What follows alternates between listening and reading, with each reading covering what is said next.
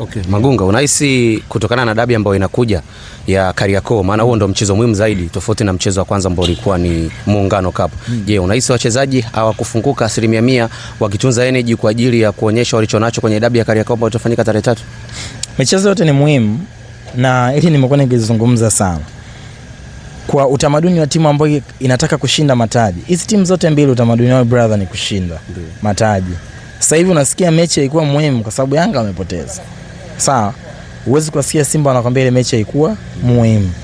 Angepoteza Simba, Yanga hakuna sehemu ungesikia wanakuambia mechi haikuwa muhimu. Maandalizi ya mechi inayokuja yanaanzia kwenye mchezo wa sasa.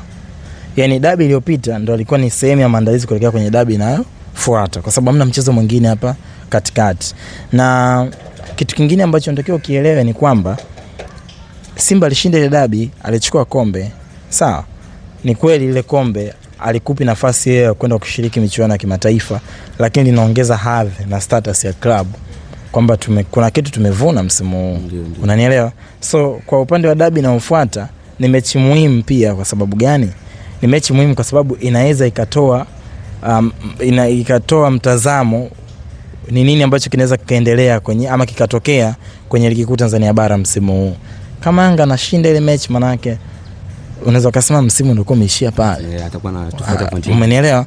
Lakini kama Simba anashinda, title race is on. Msimu bado upo active. Yanga akisare, probability Yanga kuwa bingwa inaweza kafika mpaka kwenye 70% kwa msimu huu. Unanielewa? So hii ni must win game kwa Simba, ni must win game kwa Yanga. Yanga anataka ashinde amalize kabisa hesabu zake. Simba anataka ashinde afanye race iendelee kuwa high. Kwa hiyo ni mechi muhimu of course so far.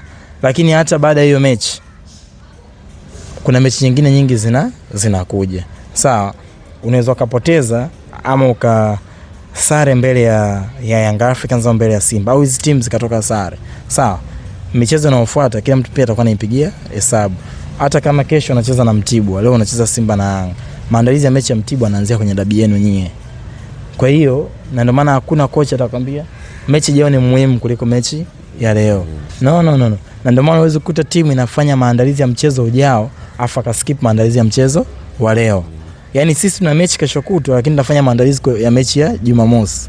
Lazima tuanze na leo kwa sababu tukimaliza leo maana yake kwenye draft yetu sisi mechi ya kwanza tumemaliza, tunaenda kwenye mechi ya pili. Na ndio maana hata unavona mtiririko.